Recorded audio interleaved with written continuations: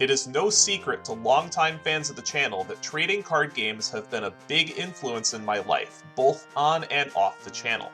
In this series, both DemonBattler and myself will be opening 24 packs, or one box, of each core Yu-Gi-Oh! Booster set in chronological order. After each opening, we will build decks from all of the cards we have opened thus far, then duel each other in a best-of-3 match with 3 prizes up for grabs to improve our decks. The winner will receive 2 of those prizes, and the loser will get 1. The possibilities for prizes are almost limitless, including single cards, sealed product, structure decks, and much more. Every card in the entire game's history will be obtainable in some form. However, neither of us will be able to rest on past laurels easily. The ever-changing official Forbidden and Limited list, our own choices of cards to be banished to the Shadow Realm, and even changes to the very rules of the game will keep our decks and duels fresh. This is yet another Yu-Gi-Oh! Progression series. The Shining Darkness was released May 7th, 2010. This set introduces the Watt archetype, a light thunder archetype full of small monsters that can attack directly. This set also introduces the Gen X archetype, a synchro-based archetype whose synchro monsters care deeply about the attributes of its non-tuner materials. This set also includes support for the Blackwing, Batteryman, Infernity, Kowakimeru, Morphtronic, and X-Saber archetypes. This set really brought Yu-Gi-Oh! From one of the greatest formats of all time to a very, very poor format. This is going to greatly impact our limited format as well, so I'll go over some of the more powerful cards and more noteworthy cards in this set. The first card I'd like to discuss is Blackwing Ghibli, the Searing Wind. This is a cute one-of in Blackwing decks because this will let you have a target for Black Whirlwind no matter what your monster's attack is.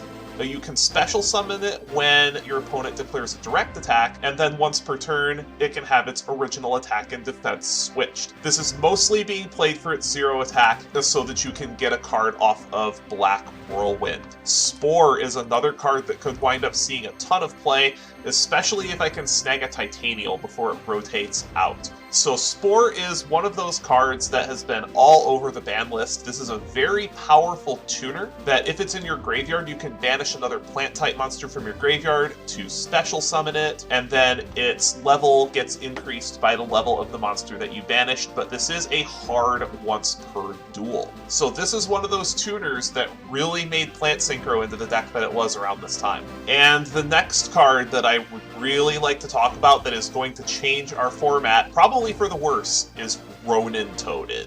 Ronin Toadin is incredibly powerful, and it will only get better the later we go into the series. So I expect this card to get pretty quickly banned. So this is a 2K defender, and it's a level 2 Aqua. Most of the frogs are. They are a rank 2 engine when we get to Xyz. But for now, this is still a very powerful card. If it's in your graveyard, you can banish 1 frog from your graveyard to special summon it. This is not a once per turn. The only downside is it can't be used as synchro material. So this thing just never goes away. It's going to be strong now. This is mostly used shortly after its release to facilitate OTKs and FTKs with Substitute and Mass Driver, and this is one of the reasons why Mass Driver wound up getting banned. Another card I've been looking forward to is Batteryman AAA. When it is normal summoned or flipped face up, you can special summon a Batteryman AAA from your hand or your graveyard. This card is very powerful for being able to get tribute monsters on the field, which is very important because a lot of the power of this Batteryman deck relies on tribute summons. Next we have Blackwing Strafe, which is some Blackwing support. You can pitch a Blackwing from your hand to your graveyard to send 1 defense position monster your opponent controls to the graveyard. This does target, but this is non-destruction removal, so it is noteworthy for that.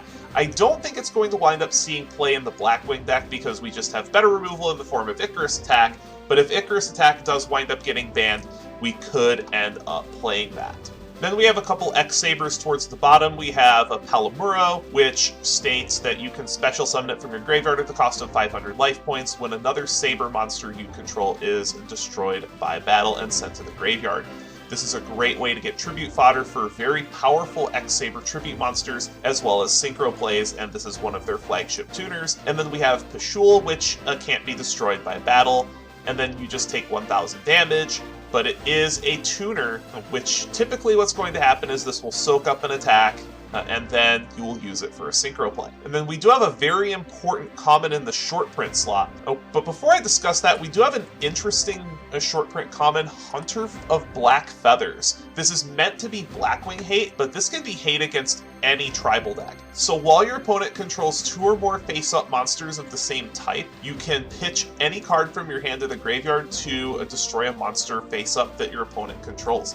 This is a good stat line too. It's 1700 and it's a light too. And we do have Chaos Sorcerer coming back to multiple copies soon, so that attribute could wind up being relevant for our format. And then the big common that we're going to be looking out for is Chaos Trap Hole. Now, this card is very, very powerful and has seen constructed play in the past, and it should see play in our progression series too. Now, this is a summon negation that banishes at the cost of 2,000 life points. This is going to be our budget Solemn Warning, because we likely won't have access to Solemn Warning easily. And that is a card that is coming up. It's about as close to Solemn Warning as we're going to get, just because of how high rarity that card is. And now at the rare slot, we do have a few other cards as well. We do have a Blackwing Gust the Black Blast, which is a Cyber Dragon that is in-house. The stats aren't great, but it is a good Black Whirlwind target off of our bottom Blackwings, such as Blizzard. Then the next card I'd like to discuss is Batteryman Fuel Cell. This is one of the cards that I've been waiting for to play the Batteryman archetype.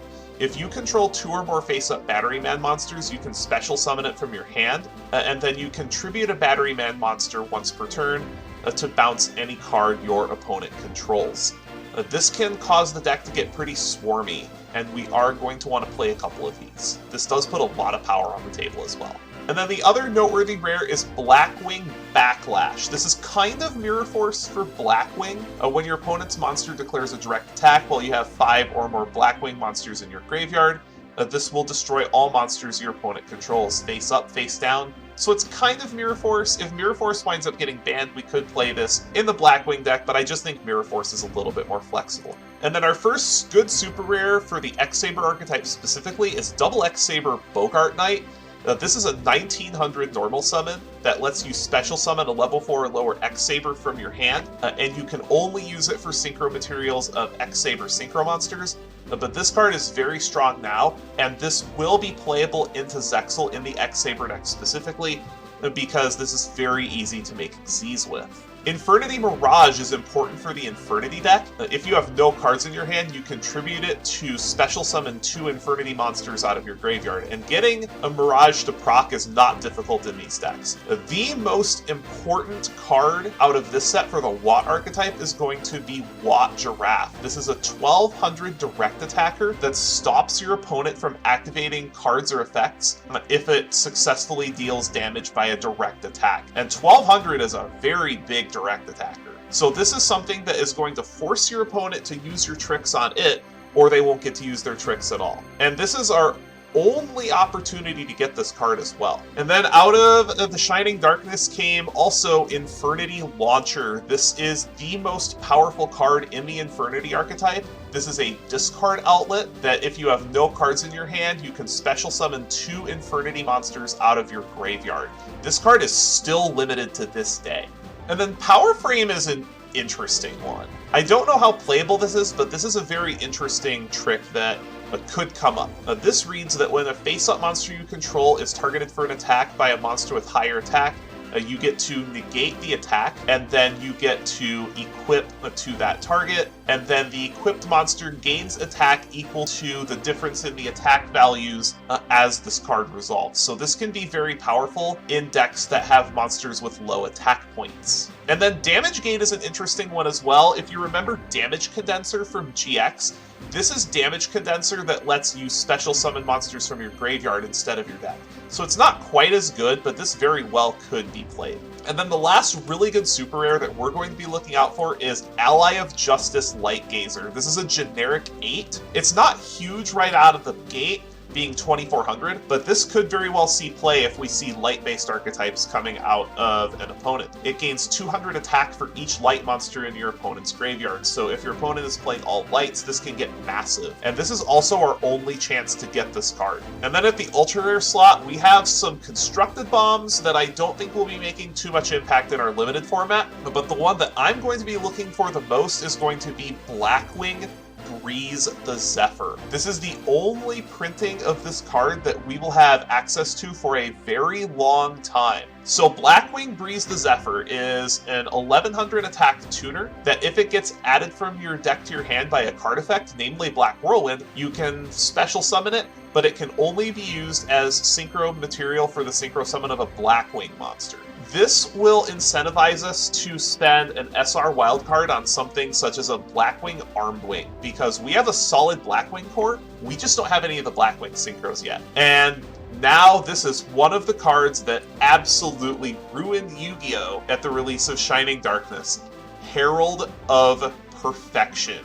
This was the predecessor to Drytron and its Herald of Ultimateness. This is Herald of Ultimateness, but on a slightly smaller body with just 2000 defense, and this is an Omni Negate. As a quick effect, you can send a fairy-type monster from your hand to the graveyard to negate anything your opponent controls and destroy it. This is not a once per turn, and this card just ruined people's days, and in any sort of fairy-based archetype, it made your opponent straight up not be able to play the game. A Blackwing Dragon is the cover card for the Shining Darkness. It really feels like this should be a Blackwing card, but it is not. This is a 2808, which isn't terrible, it's generic, and then it has some trinket text about black feather counters that really won't be used, but it does prevent effect damage from being dealt to you. It's not horrible, but we do have better synchros in the form of Red Dragon Archfiend. And then next we have Infernity Doomdragon, which is the Infernity boss monster. This is a 3K that requires a dark tuner, but the non-tuners are generic. Once per turn, if you have no cards in your hand, you can target a monster your opponent controls to destroy that target and deal damage to your opponent equal to half that monster's attack, but it cannot attack during the same turn you use the effect. If we get enough dark tuners, we very well could play this just because it's a 3K beater. I think, given that our decks tend to run out of gas pretty quickly, this could be incidentally good outside the archetype, and I think it's better than a second Red Dragon Archfiend in our extra deck. Next at the ultra rare slot, we have cards for Black Feathers. This does lock you out of special summoning when you activate it, but this does let you banish a Blackwing monster from your hand to draw 2 cards. This could very well be good because I believe Allure of Darkness is going to get limited soon. Thankfully, we won't have very easy access to Into the Void. So Into the Void is one of those cards that is used exclusively in unfair decks. If you have 3 or more cards in your hand, this lets you draw a card, and then if you do during the end phase of the turn, you have to toss your whole hand. This is only used in unfair combo decks to be able to get to combos faster. Decks that would love to play this card would be decks such as Chainburn, and this is one of the reasons why Into the Void is still limited to this day. Then the final ultra rare is X-Saber Dark Soul. So this is a floater for X-Sabers that triggers during the end phase. This does activate from the graveyard, but it is delayed. It triggers during end phase. So you can use this if it's sent from the field to the graveyard for any reason, but it does need to remain in the graveyard until end phase for it to trigger. And then this is where Konami really started putting a lot of power for specific archetypes in the secret rare slot, and this is one of the reasons why we won't be able to play Infernity specifically, because their biggest card that you need to play the deck at 3 copies is Infernity Barrier, which is a secret rare. If you have an attack position Infernity monster and you have no cards in your hand, this is an Omni Negate. And this is one of the reasons why Infernity was so frustrating to play against. We did have one other set that released between here, but it's not the greatest set. It is Duelist Pat Kaiba, released April 16th, 2010. All the cards in the set are either dated, or we have the maximum number of copies of them. It does have Lord of D and the Flute of Summoning Dragon, which is a little bit dated, but it would be cool to play some kind of Blue Eyes deck. We have a cloning reprint, which is cool. IMT reprint is pretty techy, but I think the cards are just a little bit dated. The only super noteworthy card that we get access to in this pack that we really haven't had a chance to get before is Return from the Different Dimension, but it is a super rare and we'll have pretty limited access to this pack. So I think given the number of cards in here, I think this is just going to be a hard pass. It does have some pretty sick ultis, but all of these cards are either banned or we have copies of them up to the card limit. And with the release of The Shining Darkness came a new Forbidden Unlimited list, the March 2010 Forbidden Unlimited list, ushering in one of the greatest formats of all time, Edison format. Unfortunately, there will be no window where we'll be able to play with the Edison format ban list without the Shining Darkness being in the card pool, but I will go over this list with you as well. Chaos Sorcerer goes from 2 to 1, unfortunately. Brionac goes to 1. Lumina goes to 1 to try to rein in the Lightsworn deck. Mizuki and Necroface to 1. Necrogardna to 1. Those are zombie and Lightsworn hits as well. Trag to 1. Allure to 1. This really hurts the Blackwing deck. Allure going to 1 is just not great, and I would like to see cards for Black Feathers to replace the second copy of Allure. Burial from a Different Dimension to 1, Charge to 1, D-Draw to 1, Foolish Burial to 1, Magical Explosion to 1, Mind Crush to 1, and then we get some pretty cool semi-limits. We get Cyber Dragon to 2, Dandy to 2, Demise to 2, Honest to 2, Treeborn Frog to 2, Whirlwind to 2, this is a big hit to Blackwings as well. United We Stand to 2, this is the first time this card has been anything but limited since its release. Royal Decree to 2, Royal Oppression to 2, Skill Green to 2, and those last 2 cards are going to go to 1 very quickly. Mask of Darkness and Smashing Ground come off the list completely. Alright, it is time. 24 packs of The Shining Darkness. This should be an interesting opening. There are a lot of high rarity cards that would be nice to have, but there are also some low rarity cards that we really need to pick up. So let's go ahead and get things started with our first pack, and nothing too special out of this one. Yo! Cards for Black Feathers in the second pack. Just what I was talking about in the opening. That is going to replace our second copy of Allure of Darkness that just got limited. We got our first Ronin Totem and our first AAA too. We're really looking for 3 copies of AAA and at least 2 copies of Fuel Cell, but Cards for Black Feathers is right on time. And we got a Chaos Trap Hole too. And there's a super rare, that is Watt Giraffe. That is a great one. That is a very important card for the Watt archetype just because of how disruptive it can be. In a couple sets, we may actually be able to play Watts, especially if we can get a copy or 2 or 3 of Watt Hopper, which can create an attack or targeting lock. We also got our second Chaos Trap Hole and our second AAA. And there's our copy of Spore. We also got Morphtronic Vacuuman, which is decent. I think there's enough competition in the Morphtronic archetype for Vacuuman to be pushed out of playability. But we did get our copy of Spore, and Spore is going to get very quickly limited.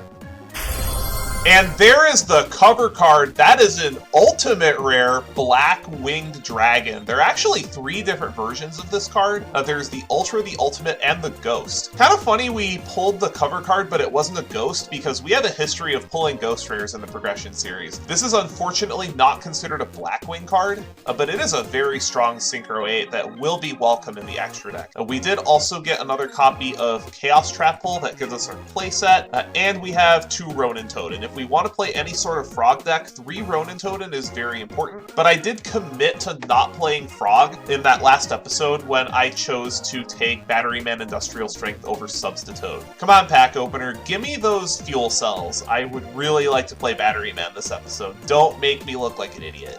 And there's our 3rd Ronin Totem. We have that playset on lock. Very, very important card to pick up. Not just for this format, but this card is going to get even better once we get to Xyz era. Especially if we're able to win the first duel of Xyz era, because that's going to be very, very important because of a certain starter deck that's going to be up for grabs. And there is another super rare. It is Hydro Gen X. I believe this requires Gen X controller specifically as the tuner. Yes, it does. So unfortunately, we won't be playing this card. It's a decent Synchro 6. It's a 2300 that you gain life points equal to the attack of monsters it destroys by battle. So it's decent if you can make it, but unfortunately requires Gen X controllers specifically as the tuner. And notably, this is also our first copy of Blackwing Ghibli the Searing Wind, which could make the Blackwing deck as a one-of, and we do need names, especially with Sirocco being gone. So about halfway through the box, and I feel we're actually doing pretty well. We got the cover card, we got most of the commons we're looking for. The other things that I would like to pick up from this box are some fuel cells. We haven't seen a single fuel cell yet, but we are picking up a lot of the really good commons. I unfortunately think we're never going to be able to play X-Saber, specifically because of a lot of the important support in X-Saber being at very high rarity. And there is another super rare. It is, unfortunately, not a very good one. It is Core Overclock. Now, this is a Kwaki Meru support card, which is just an archetype we're never going to be able to play. And there is our first copy of Blackwing Backlash, which is not a bad rare. We just already have Mirror Force. If we didn't have Mirror Force, we would 100% jam that in our Blackwing deck. And I believe that is our first copy of Blackwing Strafe. Again, I think this card is a little bit underpowered for our format, but if we do need non-destroying removal, it's there. And there's our Batteryman fuel cell. Very, very important to have at least one of these. I would prefer one more to make Batteryman really good, but I can make do with one fuel cell. We did also get another Ghibli, which is cool. And I also failed to notice that that is actually our third copy of Batteryman AAA, which is very, very nice. That is a card that's very important to have 3 copies of for the Batteryman deck. I think this Batteryman deck is playable, and it's going to get better once we have 9-Volt. Alright, so only 3 packs to go of the Shining Darkness. This opening has been just about exactly what I wanted. I could use one more fuel cell, but overall I'm very happy, and just any other good card that we get is a bonus. So let's go ahead and crack open our last 3 packs. We already have a play set of everything in here that is important, so we will just go ahead and move on to our second to last pack, see if we can pick up anything in here. We did pick up some first copies of a couple of cards, but I don't think they're going to be pretty relevant. We did get our third Palaburo, though. I just don't think we're going to be able to play X-Saber. And then for our final pack, Breeze the Zephyr in the last slot would be really nice. Doesn't look like we got it, though.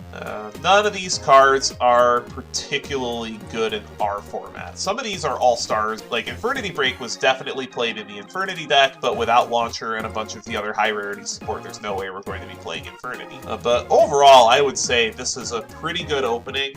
We only got 1 fuel cell, but if we really need to get another fuel cell, we can just craft one. It's only a rare, so it's not actually that difficult to open. So I will go ahead and see what kind of list we come with. I've got a lot of options to consider.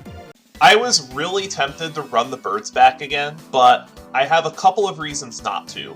One, Chaos Trap Hole was just printed in this set, which causes huge problems for things like synchro plays or any sort of summon. Like, if you get your starter Chaos Trap Hole, you basically lose your whole turn. Second, I really don't want to have something banned out of Blackwing until we get to Xyz era, because once we get to Xyz era, this deck is going to start getting its cards back. On the next ban list, I believe that's the ban list where Whirlwind and Kalut both go to 1, but then it slowly starts to get its pieces back, and midway through Xyz era, Blackwing will get Black Whirlwind back at 3, and that's when I'm going to plan on playing it next time. So for now, we are actually playing something different. I've been waiting to play this archetype for a long time, but because DemonBattler had Chimera Tech Fortress Dragon in his extra deck, I really haven't been able to play a machine-based deck, but now that that card is out of the format, I am ecstatic to play this. This is Morphtronic. So the Morphtronic archetype was started, I believe, in Crossroads of Chaos, but it got a lot of its key components out of Crimson Crisis and Raging Battle. So this deck is all about small machine-based monsters that have different effects that you can activate, whether they're in attack position and whether they're in defense position. And both of those effects can be activated in the same turn. If you activate the first effect, then you change the monster's battle position, then you activate the monster's second effect. Now this is 43 cards, but I have a lot of packages that necessitate the deck being above 40. So I'll take you down the card by card. We have one Blackwing Gale the Whirlwind. I needed a third tuner rather, because the only in-house tuner that I'm playing is Morphtronic Scopen, and I only opened 2 of it. This is a pretty important tuner for the deck because it can be either a 3 or a 4 depending on the battle position. So I do want to have just this extra tuner, plus Gale is just a great card. It's effectively removal for really large monsters because it can cut their attack points in half. And then we get to move on to the machines. 2 of the newly semi-limited Cyber Dragon. I'm super happy to have multiples of this.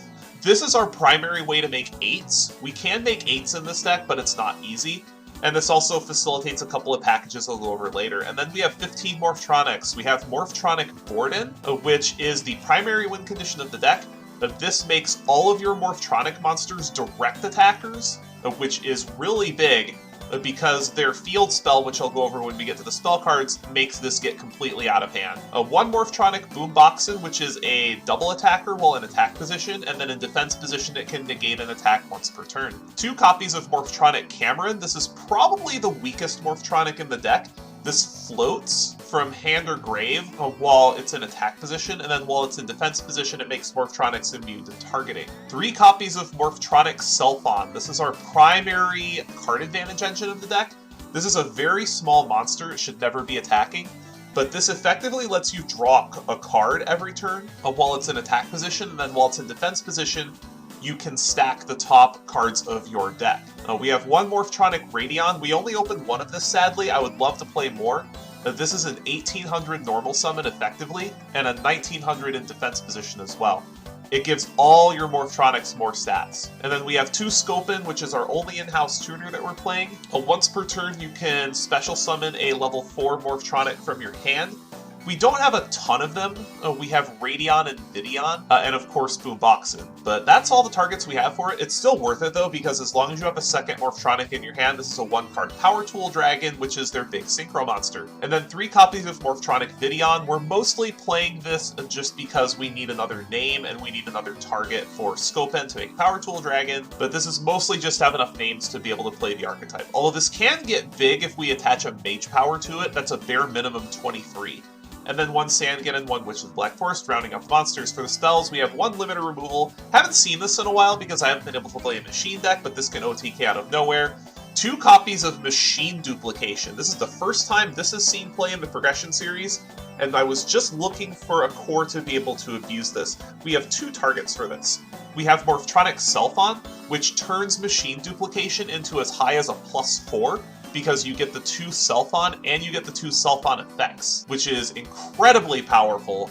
Just lets you draw a ton of cards, and this is going to refill our hand completely, and we can do this every turn if we have Morphtronic Bind Up, which we'll get to once we get to the later parts of the deck. 2 copies of Mage Power. This is mostly to facilitate Power Tool Dragon, and this can just OTK out of nowhere, especially with all the direct attackers. 1 copy of Morphtronic Accelerator. This is our primary removal tool. Unfortunately, we only pulled 1. It is a rare, so that's to be expected, but we do have it. This lets you return a Morphtronic from your hand to your deck, destroy any card on the field, and draw a card. We have Morphtronic Cord, which is a target for Power Tool Dragon, and it lets me blow up a back row every time the equipped monster's battle position gets changed. 3 copies of Morphtronic Map. This is the core of the deck. We want to see this as early as possible and as often as possible. Every time a monster's battle position is changed for any reason, it gets a morph counter. Unfortunately, if an effect changes multiple monsters' battle positions at the same time, this will only trigger once, not once for each monster, but this can still get out of hand. For every morph counter on Morphtronic Map, all your Morphtronic monsters gain 300 attack, and then when it gets popped, you get to special summon a Morphtronic monster from your graveyard. This is the card that made Morphtronic playable,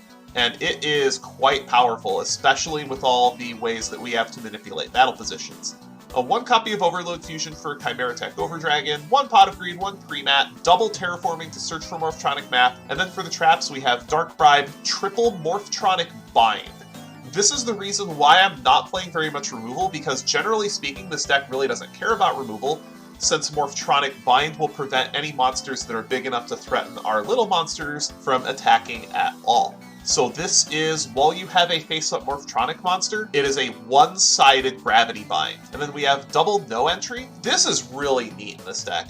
I do have a third copy of this in the side deck, just in case I like this a lot, but this is a little bricky. The big thing that this lets you do is you can get Morphtronic triggers off of all of your battle position changes, and then you can manually change each one back. So if you have all your monsters in attack position, you can no entry to put them in defense, which adds one morph counter to your Morphtronic map, and then you can get a morph counter on Morphtronic map for every manual battle position change you make when you switch all of your Morphtronics back to attack position. And then one Solemn Judgment and one Torrential rounding out the main deck. For the side deck, we have triple DD Crow for the Dark World matchup, one Field Barrier. If our opponent is on a lot of back row removal, then we can activate this to protect our map from removal. One MST, double Prohib, double Super Poly. If our opponent is on a machine deck, we will bring these in, and then we'll be able to use Cyber Dragon and fuse away our opponent's entire board into a massive Chimera Tech Overdragon. A 1 Deep Prison, 1 Mirror Force, 1 Ring of Destruction. These are staples that are in the side deck because the goal of this deck is to prevent our opponent from attacking entirely thanks to Morphtronic Bind. But if our opponent is on a lot of back row removal or they have a lot of smaller monsters, these will come in.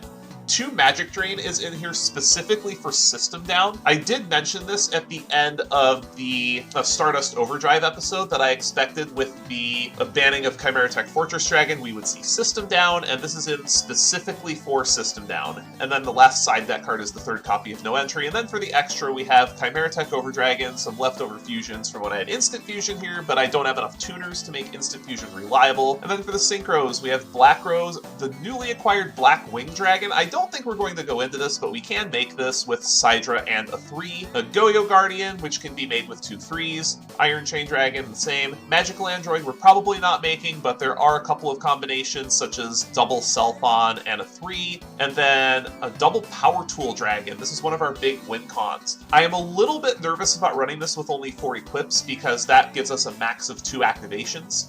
Once per turn, you reveal 3 equips from your deck, and then you get one of them at random, and then the others go into the deck. So this will let us get huge bursts of damage in with Mage Power. We can get a special summon with Premat. There's all sorts of things we can do, and then a 2 Red Dragon Archfiend rounding out the extra. I am so excited to channel the inner Leo in me for this duel and get to dial it up with Morphtronic Selfon. It is time to rev it up!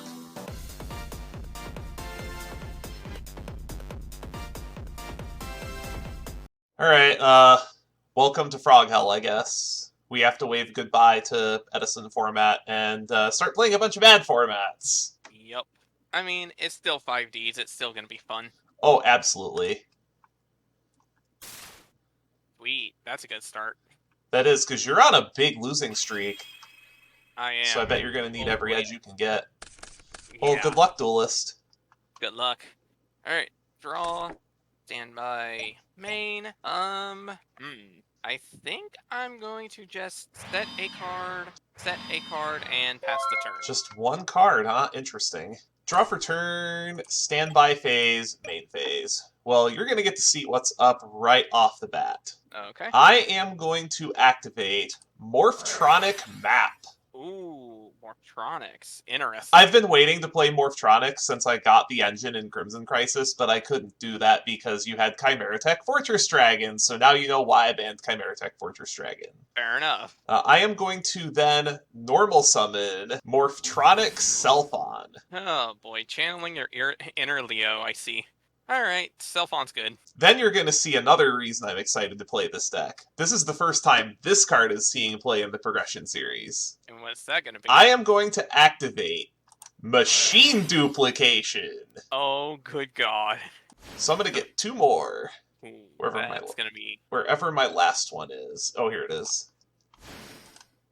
I hope you like card advantage. So I'm going to activate the first Selfon. Alright. Dialing now. Oh, 5. That ain't bad. That's pretty good. So we'll see what we wind up with here. Oh boy. Those are some pretty good choices. They are. I think I'm going to grab Vidion here. That gives me a slight hint as to what you have in your hand, then. Then we'll shuffle, and then I'm going to activate the second one. Okay. Just 2. Hey, I hit! And a pretty good hit at that. It is. It's Scopen. I'm actually thinking about what battle position I want to summon this in. Yeah, that actually does make a difference, given the fact that that depends on what level it becomes. I am going to summon the Scopen, I just need to see what I want to go into. I am going to special summon the Scopen in defense position. Then I am going to Synchro Scopen. Or do I want to Synchro yet? Actually, no, I'm not going to Synchro yet. I still need to activate my 3rd Self-On effect. So I'll go ahead and activate my defense position Self-On. See what we can wind up with here. Big number, please. That's a pretty big number. Okay, well that definitely confirms what I want to do, because I don't want to draw any of these cards. So I'm actually going to sync here for 7. What are you going into? Power Tool. Oh, good point, good point. So we'll go ahead and activate Power Tool. So I will show you this Pre-Mat, this Mage Power, and this Mage Power. I am going to Mage Power the Power Tool. Okay. Then I am going to Morphtronic Cord, targeting Vidion. Oh, interesting. Then I am going to proceed to the battle phase. And I'm going to be a little bit greedy here, and I'm going to attack with the Vidion first. 18. Well, unfortunately, your Power Tool Dragon gets to live. However, boom. That's not bad. And I have a feeling this is probably going to show what I've got. Yeah, that's not unexpected. We just got Ronin Totem, so of course you're on frogs. Okay, bind, mage, power, Scopen, solemn. I figured you would be on frogs. I'm going to... So this Morphtronic bind is going to do absolutely nothing. Thinking about what position I want to put Scopen in. I will put Scopen in defense position. Alright. And now I'm going to activate the effect of Swap Frog. Yup! Here comes Ronin Totem. Ribbit, ribbit. Then I'm going to just hit over the Swap Frog for 13. Okay. And that goes bye-bye. At least I didn't have to deal with you summoning that during main phase. Anyway, second main. I am going to set 2 cards face down and pass the turn. Okay. Draw. Standby main. Like that. Okay, so let's start things off with Painful Choice. That's so good. Does That's this resolve? so or do you good. have- Oh my god. Does this resolve, or is Moses saying no? I really don't want to use Solemn on this, but it's so good, because I know you have a flip-flop frog set, which is going to eat my entire board. That's the problem. What do you get with this? You get, like, Ronin Totem. Like, you get all your Ronin Totems in rotation, and you get few. I think it's too good. I think I have to Solemn. I don't want to, but I think I have to. Okay. I'm going to activate my face-down card, Call of the Haunted, Uh, targeting my Swap Frog. that is a Swap Frog. You got it. Alright. So Swap Frog hits the field. Swap Frog's effect activates. Yep. Gonna dump another Ronin Totem. I am. Then I'm going to activate Swap Frog's effect. I will bounce it back to my hand. Yep. You have an extra normal summon. So, let's see. How do I want to go about this exactly? At least I don't have to worry about totally awesome yet. True. God. Okay. Let's see. Because people do things other than summon it off of Bahamut Shark. Okay. I think I'm going to... Okay, so first things first, I'm going to flip summon my Poison Draw Frog. That'll trigger Morphtronic Map. Then I'm going to flip my Flip Flop Frog. Yep, that's gonna put this back in the extra deck. And this back in my hand. Now, which one do I want to do first? I don't know what your face down is, but I also know Morphtronic Map is also a problem. So I'm going to actually activate Giant Trunade. That's pretty good. I mean, Map was very quickly banned in playoffs for a reason. So now, I'm going to discard my Ronin Totem to special summon Swap Frog. Yep. What do you dump off this? Probably something like Treeborn. I guess I might as well show him off. Oh, yep. Yeah. this has been public knowledge because at the time we're recording this episode actually just went live. So I knew you had a Substitute, which is probably the reason why you're playing the deck. Okay, so Am I dead? you're definitely not dead. Question is, or do I want to take this? I'm going to activate Swap Frog and bounce it back to hand again. Yep. I will pitch my Poison Draw Frog, special summon Swap Frog, activate its effect, and send my Poison Draw to the grave so I can draw a card. Yep, that's what they're there for. Then... This isn't even the good version of frogs yet. There's the Treeborn. Special summon. I will send the other Treeborn.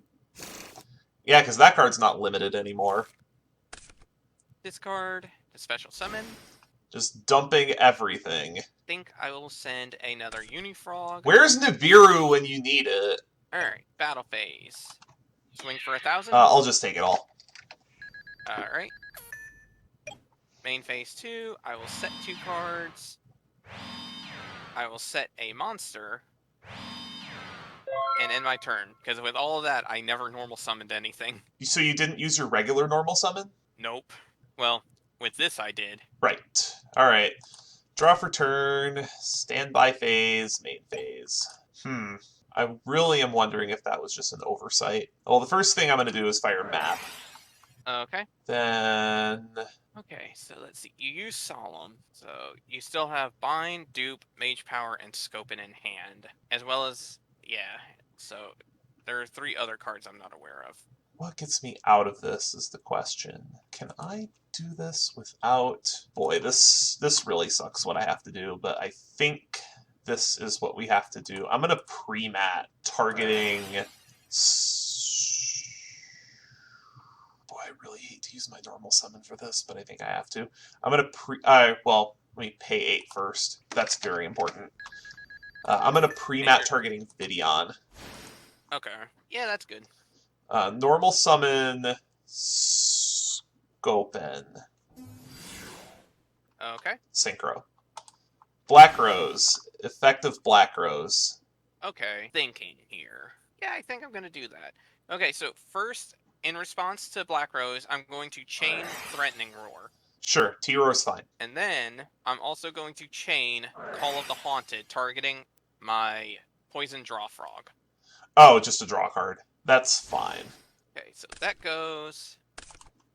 These all go. Then... Poison Draw goes, and Dupe Frog goes. Yeah, so then... Dupe Frog Chainlink 1, Draw Frog Chainlink 2. So I draw a card, and then I get to add a frog from my deck to my hand. Actually... Oh wait, no, these are all... They're all optional. Yeah, and so that means Map... afterwards. So that means Map actually is Chainlink 3. So I don't have any response to that, so... I was gonna say, none of my things matter, like, none of my things really change depending on what you do anyway, so... I think I get Scope in here with Map, and then you resolve your effects. So I drew a card, and then I will add a Swap Frog to my hand. And you can't attack this turn. Correct. I am going to fire off Morphtronic Map again, though. Then I'm going to set 2 cards face down and pass the turn. Alright. Draw. Standby. Main. That is probably the best card that could have happened, albeit not... I say not necessarily, but it actually helps a lot. I'm going to activate Card of Safe Return. Well, it's about time to start thinking about banning this card, then. Any response to this? No, unfortunately. So first things first. Yep. I will banish my... Oh, I just realized I could have brought Treeborn back, but oh well. Treeborn to the grave to bring back Toad. Any response? Nope. You're fine. You can draw your card. Draw my card. I will pitch Submarine Frog to special summon Swamp Frog. Yep. What you dumping? I will be dumping Submarine Frog. Then I will add Swap Frog to my hand. Okay, so you have an extra normal summon. I will pitch Flip Frog Frog, special summon. So I will send Poison Draw Frog to the graveyard. Then I will banish my other Treeborn Frog to special summon Ronin Toadin. This is why Card of Safe Return is banned. Is exactly this sort of thing. Bounce Swap Frog back. pitch submarine, special summon swap frog. So I Black Rose your entire board, get about a 5 for 2 on that exchange, and now you're still up more cards than I am. I will banish Poison Draw. Bring back Toad. At least we don't have Sea Lancer yet. True. Because you really don't need to be recycling all those materials. Then I will banish Flip Flop Frog. Special summon Ronin Totem. Draw another card. And there's the man of the hour. I normal summon Cannon Soldier, baby. I am dead. You have any response to this? No, I'm just dead. I can't believe I actually got that off for once.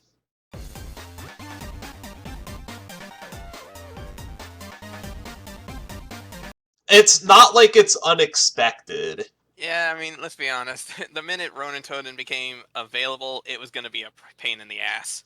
Yeah, and this is where Mass Driver got banned, I believe, on the very next ban list after the release of Ronin Totem. Hopefully I'll have better luck going first this time. Wow, that's so bad. I'm gonna set one and pass. Damn, okay. I'll draw. Standby main. I think I will set a card, a monster, and pass the turn. Draw for turn, standby phase, main phase. I do have Sidra. Ooh, Sydra's pretty good. Proceed to battle. Yeah, no. I have Rod, huh? Yeah, that's fine. Go! Alright, draw. Standby, main. I don't know what your face down. You know what? Nah, who cares? I'll run out of Sangin. Sangin is fine. Beat for 1,000. 1k in. And I'll pass my turn. Draw for turn, standby phase, main phase. I do have Vidion. I finally drew a monster. Okay. And I'm willing to bet that your set is Dupe Frog. So I'm going to fire Map, set another card face down, and I'm just going to pass the turn. Okay. It may not be Dupe, but I think it's probably some kind of 2k booty because way too many frogs have 2k. Okay. Well, unfortunately for you, you're about to visit my homeland. Activate Wetland. That's not good. Yeah, that's fine. So we will set this back so we can reactivate it. There we go. I'm going to... You know what? I'm actually going to do this because it's funny. I'm going to summon out Poison Draw Frog. That is pretty funny. And 13 into Vidion. Sure, I take 3. And then Sangin hits for 1,000. Sure. And I'll go. There we Alright, go. draw for turn, standby phase, main phase. I do have another map. Ah. I have Sidra. Okay. Now I gotta do math. Yeah, I think this is good enough. I know what I'm gonna do. Alright, I'm let's gonna see. activate Overload Fusion. Ooh. Overload. 3. 24. So it's a 24 Chimera Tech.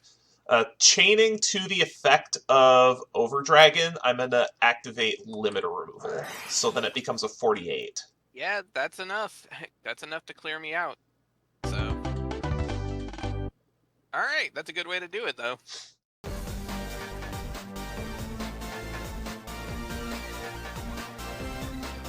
Well, I took one game off of this silly frog deck, at least. Yeah, one game's good, and that means that I have to really be on the draw on this one. I just think it's so scary being on the play for you. Okay, let's see. I'm gonna start by setting a monster and passing the turn. Alright, draw for turn, standby phase, main phase. I'm going to start with Pot of Greed. Alright, that's good. It's a good start. Those are good. Given the fact that I drew like 5 cards in game 1, I can't exactly complain about Pot of Greed. Not really. Then I am going to continue my turn by prohibiting Swap Frog. Oh. Because that's your primary starter. Okay. Then I am going to run out Morphtronic Borden. Okay. Warden. Go to battle, 500 direct. Main 2, I'm going to set one and pass. Alright. draw, stand by main. That's not too bad. Question is, how much is that going to help me, though? Well, I don't think it'll necessarily help too much, but it can at least get me started. So, okay, I'm going to first activate Giant Trunade. Gross. Alright, then I'm going to run out my Cannon Soldier. Seems okay. I'm going to... It doesn't have to be face up, but I'm going to flip summon my Sangan anyway. Or you're going to Pitch him just for proc 500. it. Yep. And seeing as how I now know that you have yourself the Prohibition, let me go ahead and start running out Swap Frog shit now. Yeah, you need to do this now. That's what I was trying to stop. So I will pitch my Ronin Totem to special summon Swap Yup. Frog. Use his effect. So we will send another Ronin Totem. Bounce back. Pitch. Yep, so now you can just vomit your entire deck in your graveyard. Unfortunately, I can't throw everything to the graveyard. Enough. I know what this deck does. Just gets all the Ronin Totems in rotation is what it does. Yeah, just dump all the Ronin Totems out of the deck. Really needed you to not have Trunade there. I remember in the first game getting screwed up by Trunade too. And... okay, then I'm going to activate Wetlands. That's also something I was afraid of. Alright, Cannon Soldier in for 1400. 31. And then 22. And main phase 2. Unfortunately, I know what you're planning on, what you're going to do to me soon. So my best bet, honestly, might be to wall up a bit. So first, I'm going to send Swamp Frog to the graveyard to burn you for 5. Sure. Then I will banish Submarine to special summon Ronin Totem. I have Crow. Alright, so that's gone. I will banish Submarine for Ronin Totem. I do not have another Crow. Okay. I will burn for 5. Because you have 3 more burns in there if you want, which is a problem.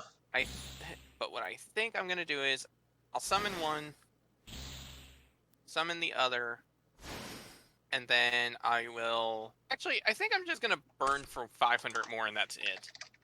Oh, just the Cannon Soldier itself. And then wall up. Alright. Because Draw for I don't turn. want to leave myself completely empty-handed with you still having 6 cards in hand. Standby phase, main phase. God, could you imagine if Wetlands boosted defense too? No kidding. I think I'm going to... You used all your resources. So I think at this point, what am I scared of? You have no cards in hand. You're out of frogs for Ronin Totem. What do I just lose the game to is the question. At this point, you already have your Ronin Totems in rotation, so prohibiting swap really doesn't do too much. I'm actually going to prohibit Ronin Totem here. Interesting. This way you can't recycle the Ronin Totem. I'm going to set 2 and set a monster. And pass the turn. Alright. Draw, stand by main. Question now is, what is your face down monster? Or rather, see, this is the tough part. It's the fact that I don't have... The tough part to this is the fact that I don't have a lot of attack power at the moment. Because my toads are up to 1300, but that's it. So if you have another Borden on the field, I can't beat over that. No, you can't. I think I'm just going to set a monster and pass. Kind of make things easier on myself. Draw for turn. Standby phase, main phase. Think I'm just going to try to put the pressure on here. I'm going to flip summon Morphtronic Scopen and Torrential. Ew. Yeah, I guess that's fine. You got my Treeborn. And that's going to come back every turn, which is annoying, but... Actually, it's not, because I currently have Wetlands up, right. So I can't bring it back. Right. What route do I want to go here? I will say, though, seeing Scopen makes me feel better about knowing that I wouldn't have been able to beat over it anyway. You have no cards in hand, and you can't res your Ronin Totem. I think I just have to try to push for as much damage as possible here. I'm going to pre-mat. Okay. Target Borden. Ooh, okay.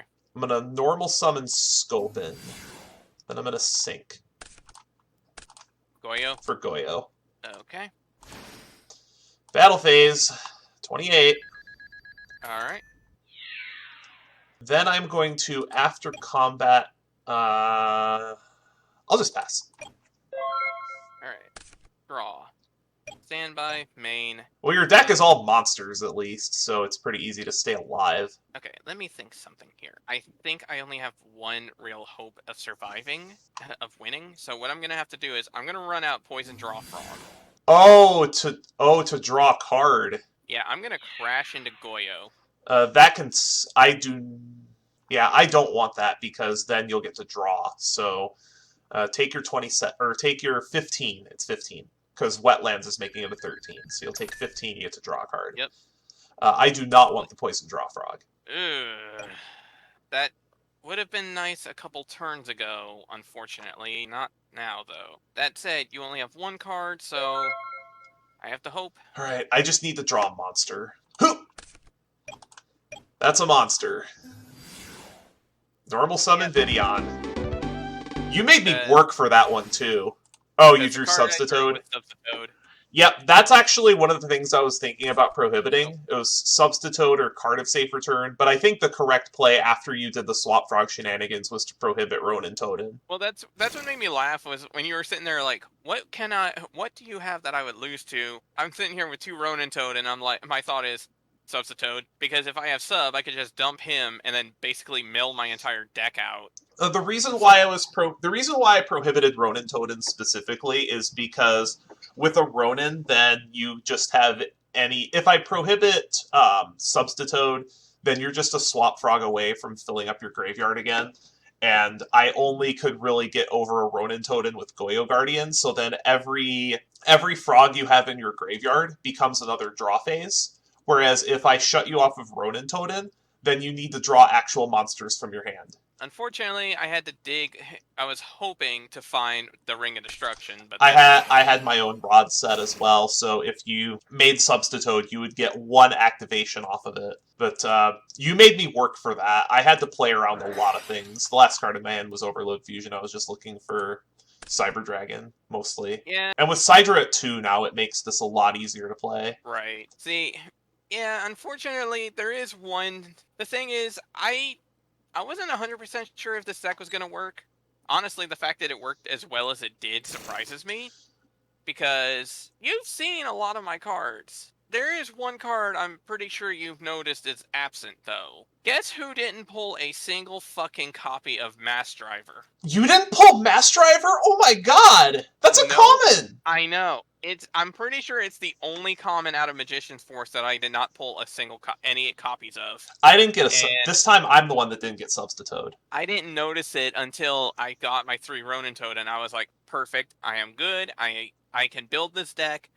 And then I started digging into the file to look into it, and then if I had a reaction cam while I was building and seeing that, it would have been priceless, because that made me go, oh shit. So that's why I had to switch gears into the Cannon Soldiers instead.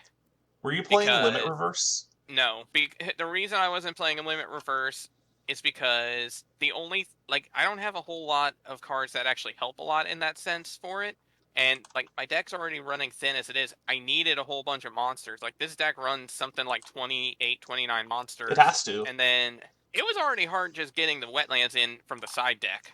So one thing I wanna go over with this deck that I didn't get the chance to do is look at Morphtronic Borden's stat line. Oh god, it can be used for dupe. Yeah, because then if you dupe it, where's my 3rd one? I think it might be in the grave already. Yeah, it is. So if you dupe a Borden and then put 2 of them in defense position, none of your monsters can be destroyed by battle, and they can all attack directly. Right. That being said, there is actually, unfortunately, fortunately in your case, because it didn't end up working out to matter, but that actually doesn't work very well against this deck simply because of Submarine Frog. Yep. Because Submarine Frog, granted, it's not a lot, but I effectively outdamage you 600 to 500 each turn. Yes, but once you have things like you also didn't get to see a lot of the synergies in this deck because I boarded them out since you were playing deck that didn't win by damage. My main deck, I had the 3 Bind, of course, which immediately came out because they stopped literally nothing in that deck. But I also had several copies of No Entry. See, No Entry is a pretty good option, especially in Morphtronic builds. That, like, it's just a lot of the stuff Morphtronic does in general doesn't really mesh well here. Like, I'm gonna say honestly, Prohibition is what won you the game, what won you this match. This card is so good. It blows my mind that this card that pretty much didn't even see play back when it first came out has never seen actual play. This thing has been a juggernaut for us specifically. It's good insane. It's good against combo decks specifically. If you can shut down a critical piece of their deck, that's why these have been in my side deck since I pulled them. Is just in case there's some kind of degenerate combo deck that you come up with, and this counts as a degenerate combo deck, 100%. Oh, absolutely. But there's this synergy, the Selphon synergy with Machine Dupe is like a +4 in card advantage, which is ridiculous. Unfortunately, No Entry will only trigger Morphtronic Map once. But then you can just manually change the positions of all of your Morphtronic monsters, and each of those will trigger Map. So then you can get up to something like 3 or 4 counters on Map, which, with all of the monsters attacking directly, gets out of hand very quickly. Oh, you got one too? Yeah, I got the Ghost Rare version. Mine was not a Ghost Rare, I got an Ultimate Rare. I was like, oh, this is nice. I'm probably never going to make use of this stupid card, but hey, it's nice. It's actually, I think, your biggest 8 right now as well, because I don't believe you have... Do you have RDA? I can't remember. Yeah, I've got RDA. I think you have RDA, but... So, I mean, honestly, I still prefer Thought Ruler to this anyway, just because it's 100 points less, but at the same time, it has protection, and on top of that, it also can gain me life points back if I need to. So, that's the thing. Blackwing Dragon is interesting, but it's not a great card in general, aside from its stat line. And then on top of that, it doesn't even get the synergy with Blackwings because of how it's named. I'm pretty sure that was on purpose. Oh yeah, it had to have been on purpose, but... I do have one more question before we go to the prize wheel, and this is about the bans from your wheel because you spun 2 ban tickets. Okay. You had the better Gladcore in that you had Laquari and Heraclinos, and I didn't. What was your logic behind banning Bestiari? To put it bluntly, the thing is, I know full well you have more experience with Gladiator Beasts than I do, and even though I had the better core, the fact is I'm not a better pilot at it. And on top of that, because of the fact that I know you have a lot more in terms of battle tricks to stop attacks from happening, like, I can stop attacks from happening. You can outright destroy my monsters more consistently. So it's always, I feel like it's going to be essentially, I'm going to be the one losing the prize trade in that regard. So I figure it sucks losing a few wild cards, it sucks losing a major core, but I'd rather just shut the deck out entirely and have it to where it doesn't become something that gets played constantly for the next 30 episodes anyway, so... I figured that might have been the case where it was just an issue of having less experience with the mirror specifically, just because the mirror is really difficult to navigate. So I figured it was just a case of the mirror match being hard. But I just wanted to confirm that before we moved on to our next set, which is Duelist Revolution. There's a lot of powerful cards in that set, and that set has a lot of powerful implications in the side sets that we'll be getting access to as well. Right. So I will be looking forward to that. But this is the biggest win streak on either side so far in the Progression series. It's going to be hard to beat this, but at the same time, if I can at least snap the streak, that'll give me a chance to catch up and start pulling my way back. Because I'm currently, 7 or 8 behind altogether? Something like that? After this, it will be 9. So yeah, I have a lot of catching up to do, which, I mean, granted, we still have a lot of episodes to go. Oh, absolutely. We're not even halfway through yet. But you've also got 2 potential really big spins coming up. And that can mean more ban tickets, that can mean another core to a deck, just powerful staples, all kinds of things. See, this is the tough part, too. It's the fact that, I don't even know what I'd want to necessarily ban if I hit a ban. Don't get me wrong, DD Crow would be, a thought, but at the same time, I don't know, there's just a lot more to it. There really isn't a whole lot in the sense of, there isn't really anything overarching right now that you have that I'm I have to get rid of. And I mean, don't get me wrong, Prohibition has been a pain in the butt for a while, but honestly, I love this card too much to turn around and be like, we have to prohibit the prohibition. I can actually see it if it's been giving you this much trouble, because I don't know if you have any copies of it. I have like 1 or 2, and I've actually had it in a few side decks here and there. It's just a matter of a lot of times I don't have good times to make use of it. It's also a really hard card to use. Yeah.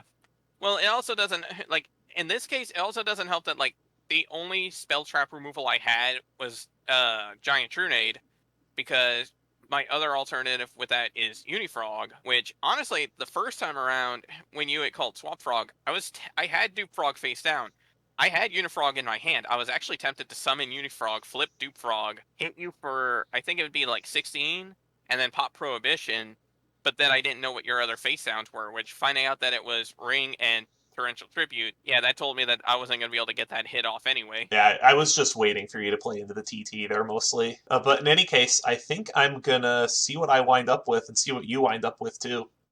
Frog is a scary deck, but we managed to hold it off just long enough to be able to win that duel, and we're up to a 7-win streak, which is the longest win streak in the history of the Progression series, and I am so happy to be on the winning end of it. We do lose access to the last GX set, so now we're purely in the 5D sets, but there's quite a few singles that I'm still looking for. Still looking to fill out some of those Blackwing cards to be able to keep playing my birds. There's quite a bit out there, but we are going to get some pretty good cards. We're going to get an SR craft this time around.